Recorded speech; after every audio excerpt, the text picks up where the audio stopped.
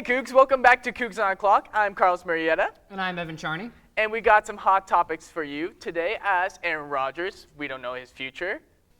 We have WSU Baseball season opener. Yep, and many more, so stick around.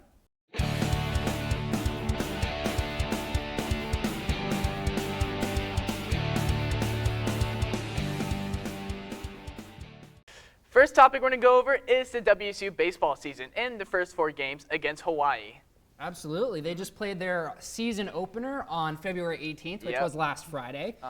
And it went pretty well. It started off as a rocky start. Through 3 innings, they were not looking good. Their pitching was looking weary. But in the 3rd or 4th inning, they were able to get it together, and their offense was able to produce some runs. Oh, yeah. As our top 3 players, of course, Bryce Matthews, Jake Meyer, and Kyle Russell, the top 3 bats of our team. But once you go down that line, it just starts to cool down. Of course, batting below the Mendoza line, of course, 200. Yeah, and in that first game, it was, I believe it was Matthews and Meyer that had home runs that were crucial to the Cougars' first win. Like, they were there to pick up the offense when the defense couldn't really hold off the Hawaii offense, which was crucial for the first 2 wins, but wasn't able to stay hot in the last 2 games. Absolutely. They actually ended up winning that first game 5-4, but they won their first 2 games, but they were not able to win their second 2 games. So they split the series 2-2 and are now at a 500 on the season. I mean, it's still early in the season. A lot of things can happen, a lot of baseball. So it's not nothing to worry about a lot yet, of course, but seeing a split series, it can raise some questions so far early in the season. Absolutely. I think some key takeaways are currently our hottest players are Bryce Matthews, Jake Meyer, and Kyle Russell, as you said.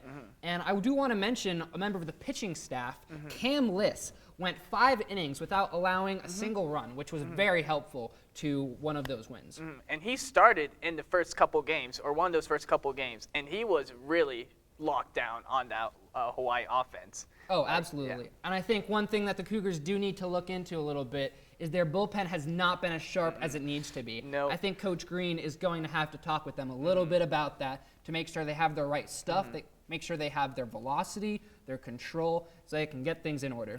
As they have a 3.8 ERA in the bullpen, which is not going to hold up well for the rest of the season if they continue the path where they go right now. Absolutely. But we can only tell, and hopefully they can pick up the pieces and move on once they go to Arizona. Yes, their next series is in Arizona. However, it is against Long Island, and that series is another 4-game series. So hopefully they can pick up the pace a little bit. Hopefully, but long season, a lot of baseball, so we'll have to see from there. Yeah. All right, now we're going to move on to the MLB Lockout. Ooh. Why don't we go over a little bit about the foundations of the lockout, what it means, what's happening. So literally, MLB Lockout, which the MLB locks out the MLPA, the players, of course, locks them out, both literally and figuratively, where they can't go into their facilities, they can't talk to their coaches, nothing, or else they get fined. And same with the MLB social media accounts. They can't say anything about their players. Absolutely. They can't post any of their players. They can only post players that have retired or other things like that. So it is a big reasons right now. And another one of the things is that MLB free agency, the offseason, has been stone cold. It has not been able to have anything happen. Free agents haven't been able to sign with teams. They haven't been able to negotiate deals. And one of the top free agents this year, Freddie Freeman, is still without a team going into the season, going into the preseason. Yeah, and who knows where he goes? Will he stay with Atlanta after winning a World Series? Will he sign with another team, such as the Yankees or the Padres? Exactly. Hopefully. East Coast or West Coast, maybe. I prefer West Coast.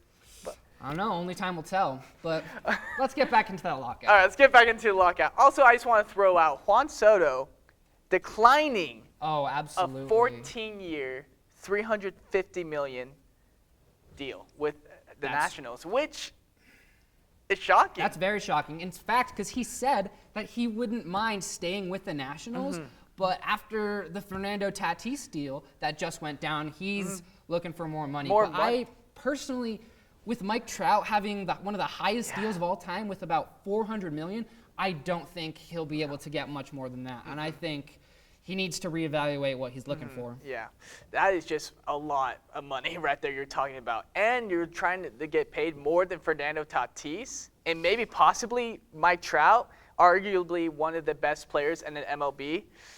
That's going to be tough to top. It will be tough to top. Especially if you're young still like that. So, I don't know. We'll see. But hopefully the MLB lockout ends soon with MLB saying that if no deal is negotiated and finalized by February 28th, games will start to be canceled. They will not be rescheduled. There will be no doubleheaders. Games will be canceled. Players will lose money, and the MLB itself will lose money and revenue. Either way, someone's going to lose money in this side if a deal is not going to be made. And that's already hurting spring training as already been postponed, which everyone already saw coming. And ever since December 1st, when the CBA expired, we already know it's going to go downhill as I believe the MLB is being a little petty here. A little bit. But hopefully over the next couple days they have negotiations going on, and hopefully they can figure something out. Of course. But we're going to have to move on to our next topic, which is the 2022 Winter Olympics, which just has ended less than a week ago. Absolutely. And it was pretty interesting to see, as honestly, I enjoyed it a lot. I enjoyed it too. I really wish I could have watched more of it. However, it was only on Peacock, so I had some trouble. But I tried my best to keep up with it. Yeah, I tried my best too. Of course, with school, it's hard to constantly be watching, and the live sports are not until 8 p.m. or late night because of the time zones, of course. So it was the only way I could recap is just going online, look at the results and all that. But but let's go over a quick little recap for it. So let's go over some standings for medal count. In first, with the most medals at 37, was Norway. And among those 37, 16 of them were gold medals, which I found amazing. Yeah. In second is the Players of Russia in second with 32 medals. In third, Germany with 27. In fourth, Canada with 26.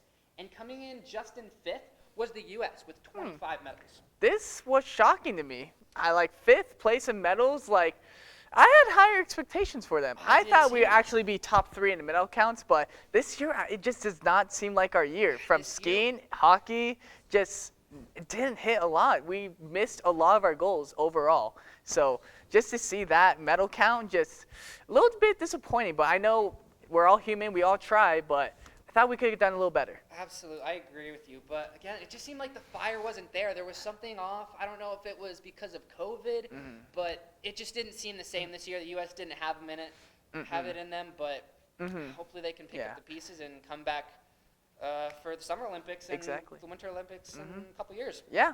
And of course, a couple years seems very far away, but of course, time goes by faster as you grow older. And just focusing on hockey here for a second, for the first time in years, the U.S. or Canada did not reach the podium. Wow, really? In hockey, which shocked me, as Finland took gold and Slovakia took bronze, and of course ROC taking silver. That is just an interesting podium right there for hockey, as no one saw that coming. I think a big part of it, though, was that the NHL does not allow their players to go and participate in the Olympics. No, the NHL and the NHLPA both agreed to not go to Olympics because, one, you have to quarantine for at least 5 weeks if you get tested positive. And either way, if you test negative, you still have to quarantine 2 weeks before returning to your home country, which, of course, NHL players did not want to risk with the season because they have their eyes on the real prize, which is the Stanley Cup and an NHL. Absolutely. Two of my big key takeaways from this were Michaela Shiffrin, amazing skier for the U.S. team, walked away from Beijing with no medals to her name. No. It was kind of disappointing, but she just hasn't been the same skier recently. But hopefully she can start to pick it up. She lost 3 of her 4 head-to-head skiing competitions and only finished in her last event, which was the team parallel slalom, when the U.S. came in 4th. I will say that did disappoint me once I saw a notification that she will not be coming back with any medals. It was very disappointing. But one last positive takeaway from the Winter Olympics for the U.S. at least was that Chloe Kim, snowboarder, did walk away with a gold medal for Team USA in the women's snowboard halfpipe. Yep, that is, of course, an amazing achievement right there, as she deserved it right there. Absolutely. But we now must move on now into our last topic of this episode, and of course, in the NFL, where the hell will Aaron Rodgers go? I don't know. It's a very interesting topic, seeing as Tom Brady just announced his retirement not too long ago. But there's 3 options that I can see from right here. He can either retire, Of course. he could re-sign with Green Bay, or he could go to another team. He's questioning retirement. He's not sure where he'll end up.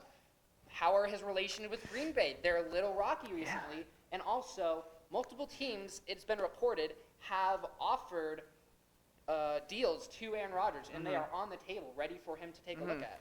And not only free agent offers, but before, Green Bay was receiving so many trade offers too that they could have taken. Absolutely. Like, without a doubt, and they still are, basically. But at this point, it's Aaron Rodgers' future. He decides where he wants to go, whether he wants to retire, go with another team, or just stay in Green Bay. But who knows? And after being on the Pat McAfee show a couple days ago, he said he hasn't made his mind up, of course. I think, personally, it will be unlikely if he returns to Green Bay. After all of their friction last season, with Aaron Rodgers not going to team practices, not going to some preseason games, things were not looking good. He does have a couple relationships with some of the key players, such as wide receiver Devontae Adams.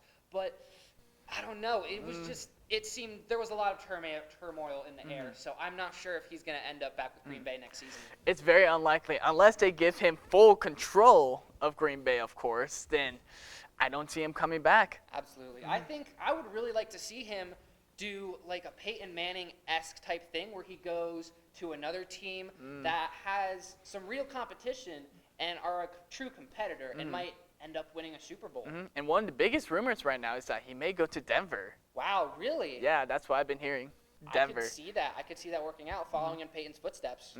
Probably. And Denver has a lot of great young talent, but they have not been able to find a reliable quarterback. Absolutely. They have a couple good tight ends. They have some receivers. They have running game.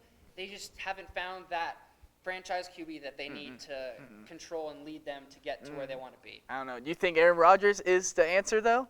I think Aaron Rodgers would do better somewhere other than Green Bay, and I could very well see it being the Broncos. True.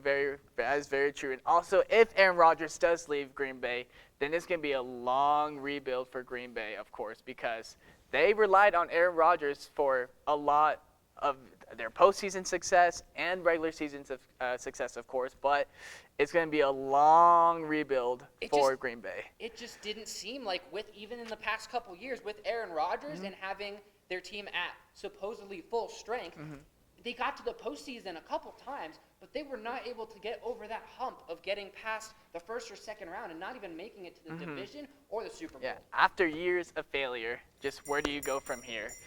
But Only time will tell. Only time will tell, but still early. But that will conclude our episode here on Cougs on the Clock. Thank you so much for joining us here today. I'm Carlos Murrieta. And I'm Evan Charney. And we will see you in the next episode.